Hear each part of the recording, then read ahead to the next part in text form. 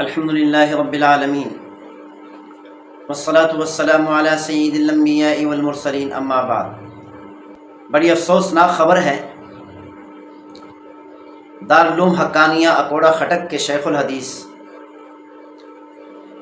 مولانا ادریس صاحب رحمۃ اللہ علیہ کو شہید کر دیا گیا،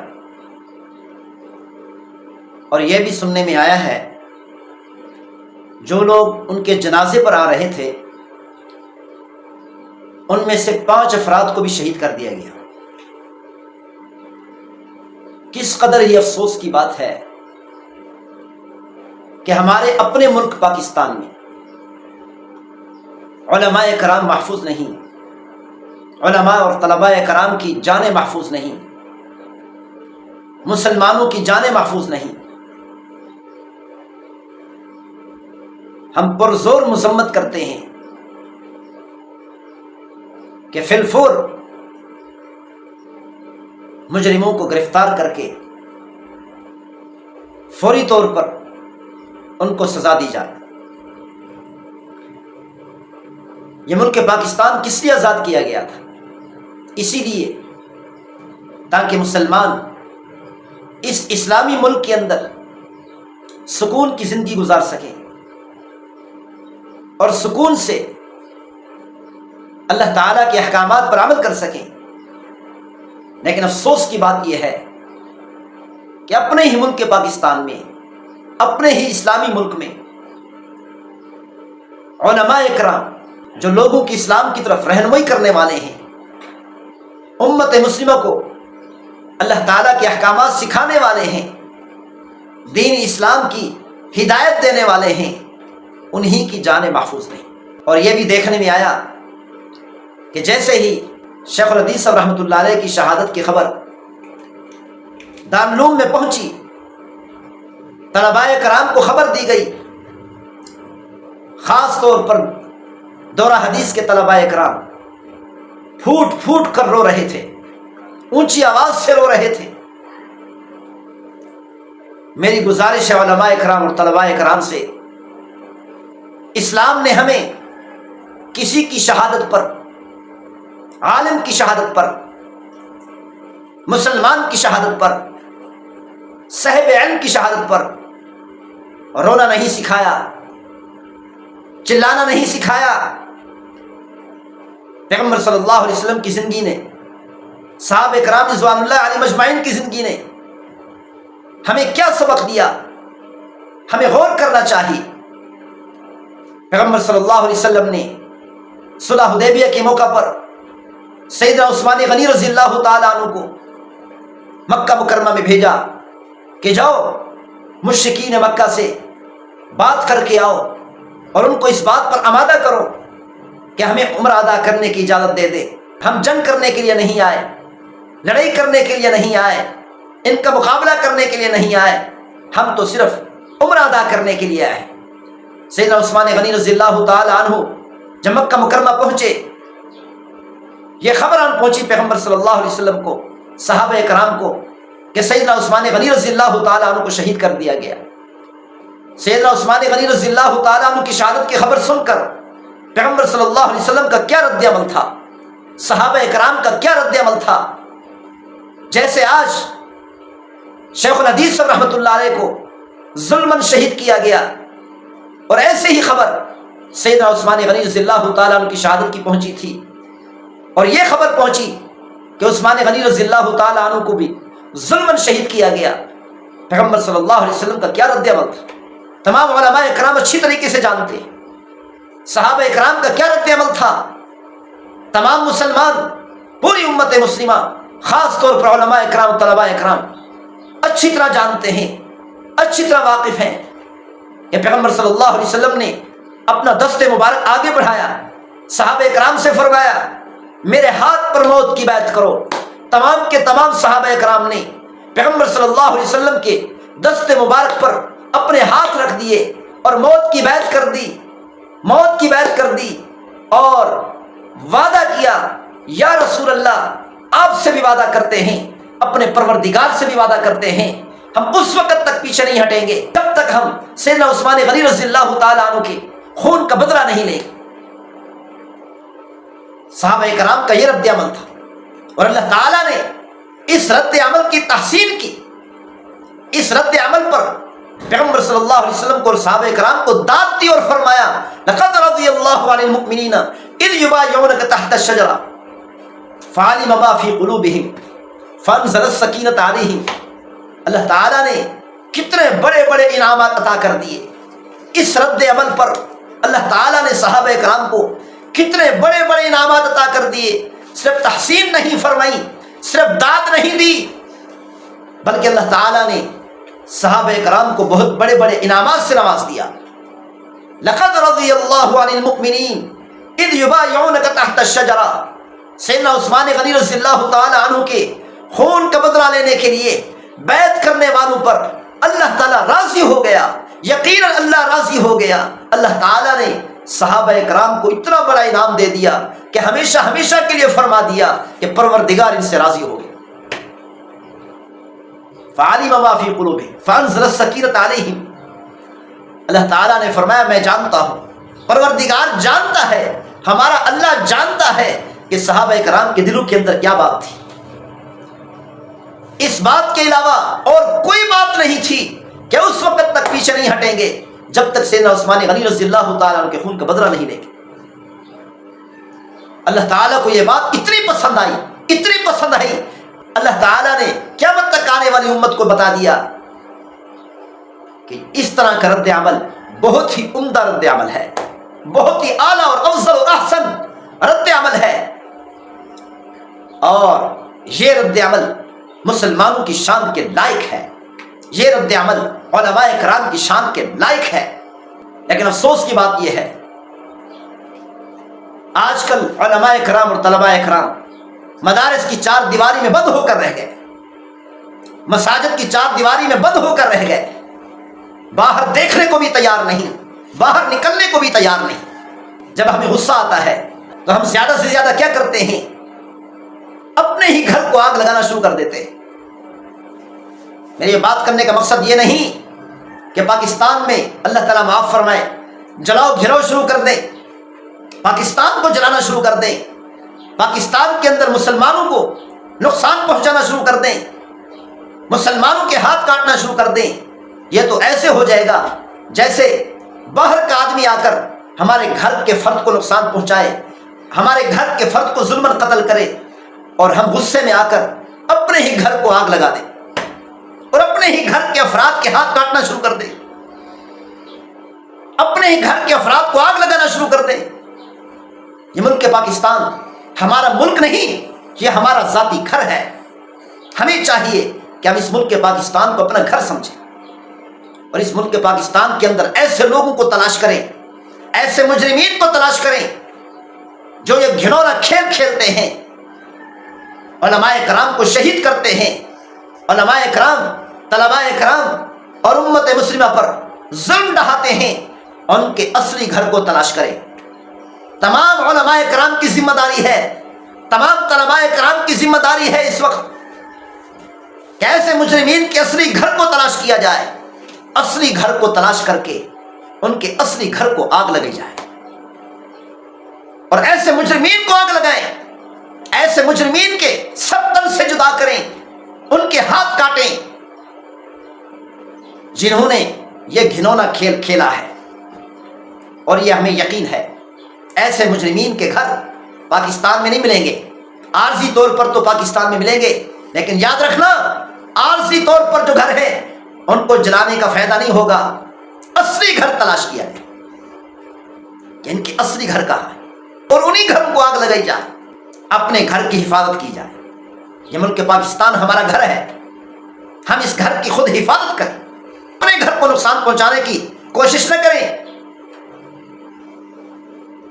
اور آج کل علماء کرام، طلباء کرام نے اپنے آپ کو گھر کی چار دیواری میں، مدارس اور مساجد کی چار دیواری میں بند کر کے رکھ دیا۔ اور آج کل ہم زیادہ سے زیادہ کیا کرتے ہیں؟ مظاہرے کرتے ہیں۔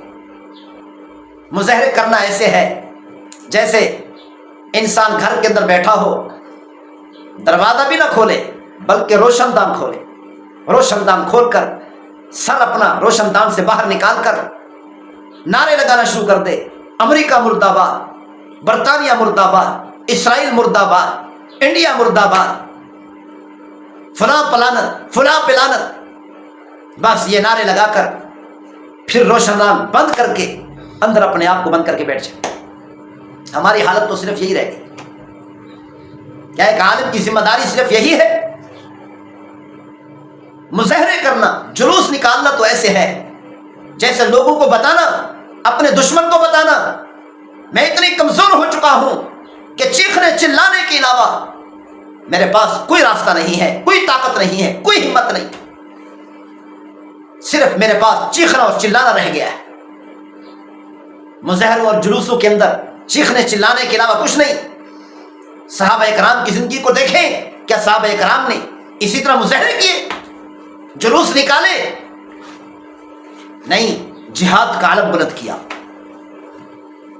और ऐसे लोगों को कड़ी से कड़ी सजा दी जो मुसलमानों को नुकसान पहुंचाना चाहते थे। पैगंबर सल्लल्लाहु अलैहि वसल्लम ने मस्जिद नबवी में सहाबा इकराम के मजमे में क्या ऐलान फरमाया? काब बिन अशरफ को कौन कत्ल करेगा? क्या काब बिन अशरफ ने किसी मुसलमान को कत्ल किया था?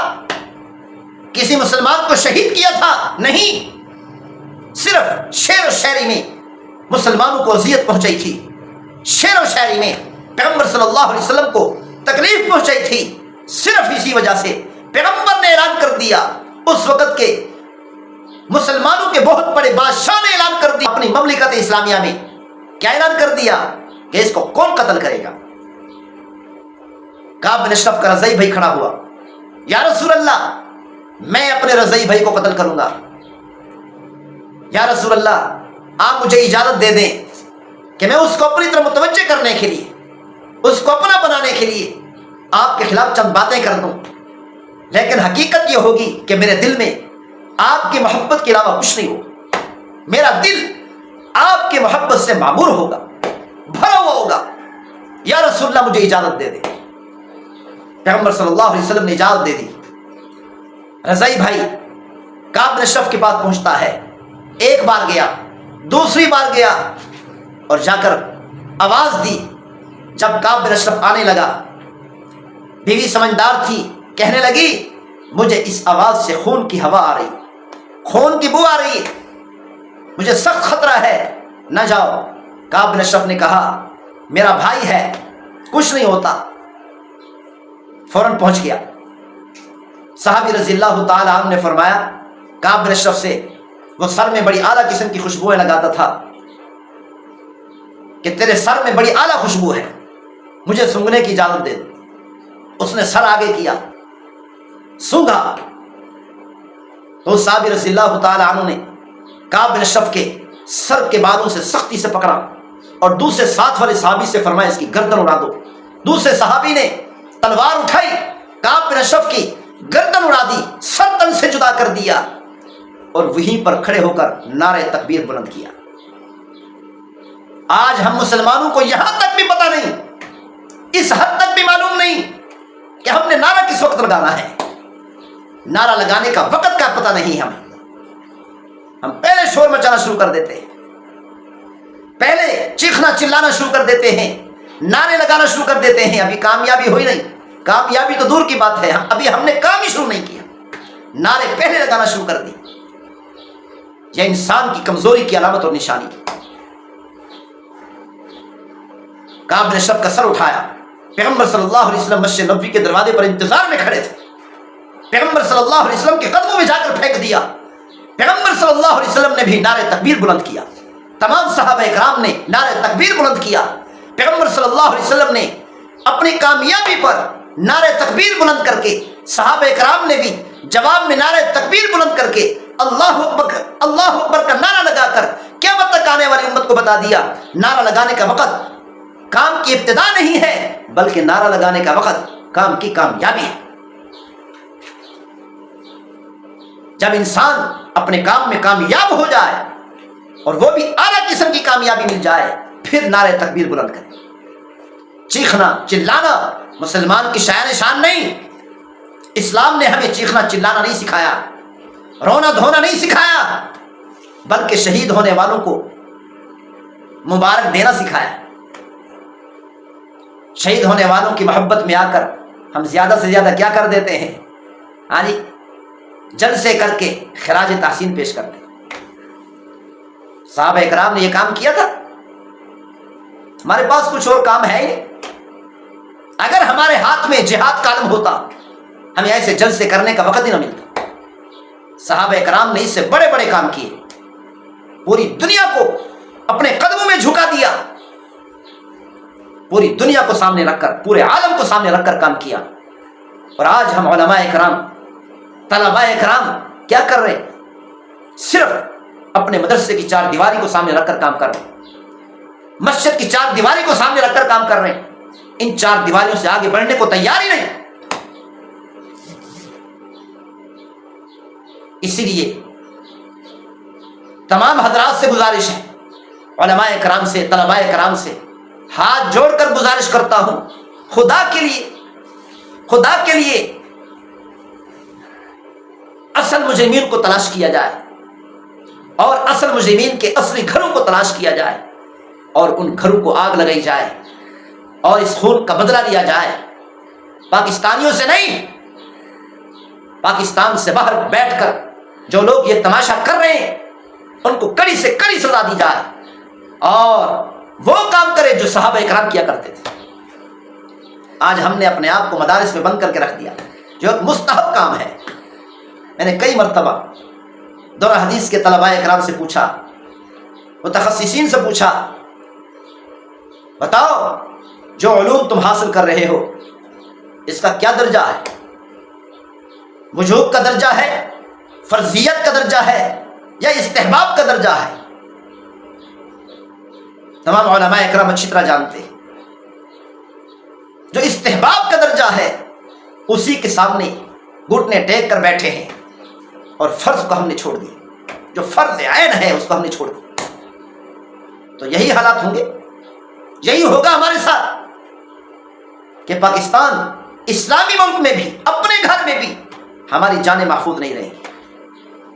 याद रखना, जो सिर्फ दिफा पर इक्तिफा करते हैं, सिर्फ दिफा पर इक्तिफा करते हैं, वो कभी अमन से नहीं रह सकते। जो पेश कदमी करते हैं वो अमन से रहा करते हैं।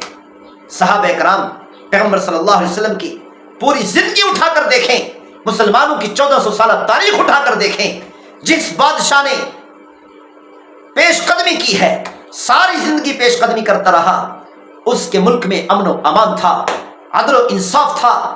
पूरी उम्मत इस्लामिया, तमाम मुसलमान, तमाम उलमाए इकराम महफूज रहते थे, अमन व अमान से रहते थे, अदल व इंसाफ से रहते थे।